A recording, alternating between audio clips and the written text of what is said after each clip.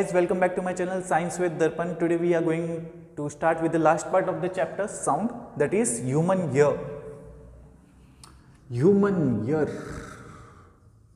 इंसानी कान। तो human ear के बारे में हमें क्या पता है? हम सुनते कहाँ से? हमारे कान से, ठीक है। तो जब हम ईयर बोलते हैं तो ईयर का मतलब सिर्फ ये इतना पार्ट नहीं होता है, ठीक है। ये जो है ये आउटर ईयर है। तो हम देखते हैं ह्यूमन ईयर जो है वो 3 पार्ट में डिवाइडेड है। सबसे पहला आउटर ईयर, मिडल ईयर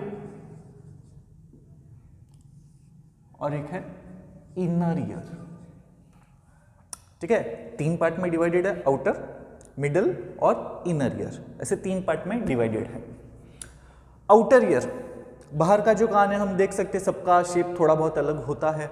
मेरे थोड़े बड़े कान हैं, किसी के थोड़े छोटे होते हैं, सबके अलग अलग होते हैं, लेकिन शेप जो है वो करीबन एक जैसा ही होता है। फनल लाइक शेप होता है। कैसा शेप होता है? Funnel like shape. इस शेप की बहुत इंपॉर्टेंस होती है। ये शेप ऐसा क्यों है? ताकि मैक्सिमम साउंड यहाँ पे कलेक्ट हो सके। अगर ये नहीं होता तो साउंड कलेक्ट नहीं होता और अंदर नहीं जाता। यहाँ पे जो साउंड कलेक्ट हो रहा है वो क्या होता है? वो मिडल ईयर को पास होता है थ्रू अ कैनल, ठीक है।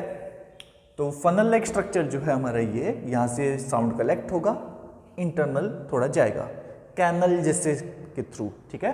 तो कहाँ जाएगा? मिडल ईयर के पास। यहाँ पे हमारे पास पता है 3 बोन्स होते हैं। ईयर में 3 बोन होते हैं, इनकस, मेलस, स्टेप्स। स्टेप्स जो होता है वो हमारी बॉडी का सबसे छोटा बोन होता है। अगर कोई पूछता है which is the smallest bone in the human body, steps is the smallest bone in the human body, ठीक है। अब मिडल ईयर, मिडल ईयर में सबसे इंपॉर्टेंट पार्ट है जिसको हम बोलते हैं कान का पर्दा। क्या बोलते हैं उसे? ईयर ड्रम, है ना। एक जोर से मारूंगा तो कान का पर्दा फट जाएगा, है ना। कॉमन हिंदी डायलॉग होता है। तो ईयर ड्रम बहुत इंपॉर्टेंट होता है क्योंकि ईयर ड्रम जो होता है वो एक थिन मेम्ब्रेन होती है। क्या होती है? एक थिन मेम्ब्रेन होती है जिसपे वाइब्रेशन आते हैं और प्रेशर कॉज करते हैं। तो उस प्रेशर की वजह से क्या होता है? जो हम बोलते हैं रैरफ्रैक्शन, ठीक है, कंप्रेशन, उसकी वजह से क्या होता है? अंदर बाहर ऐसे वाइब्रेशंस आते हैं। और ये वाइब्रेशन जो है वो कहाँ ट्रांसफर होते हैं? वो आगे ट्रांसफर होते हैं इनर ईयर के पास, ठीक है। अब ये कहाँ आया? Inner ear. इनर ईयर में एक छोटा सा है ना, एक हम बोल सकते स्नेल शेल। जो स्नेल का शेल होता है ना, उस तरीके का एक पार्ट होता है जिसको हम बोलते हैं कॉलिए।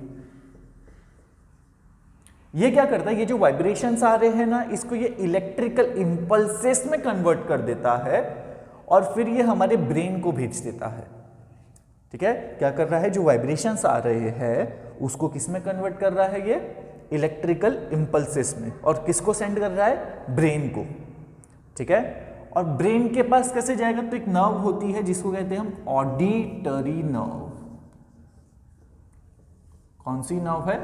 Auditory nerve. ऑडिटरी मतलब सुनने से रिलेटेड को हम बोलते हैं ऑडिटर। जैसे आजकल हम जब क्लासेस लेते हैं तो हम बोलते हैं ना, are you audible, am I audible to you, मतलब सुन सकते हो क्या, ठीक है। तो ऑडिटरी नर्व मतलब क्या होती है? जो हमारी ब्रेन तक पहुंचेगी हमारे ईयर से, ठीक है।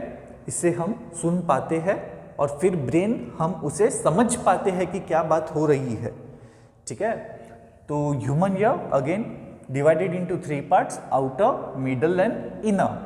Outer part is a funnel like structure which collects the maximum of the vibration and pass to the middle ear.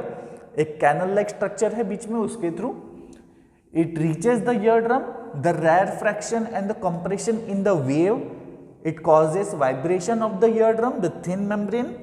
These vibration are carried out to the inner membrane, inner ear. Inner ear there is a snail shell like structure known as collier.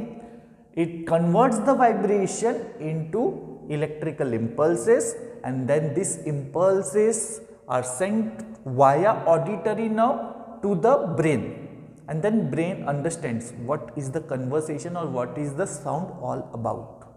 So this is the structure of human ear. This is all about it. So here the chapter gets completed. I hope you might have understand very well, and if there are any doubt, do let me know.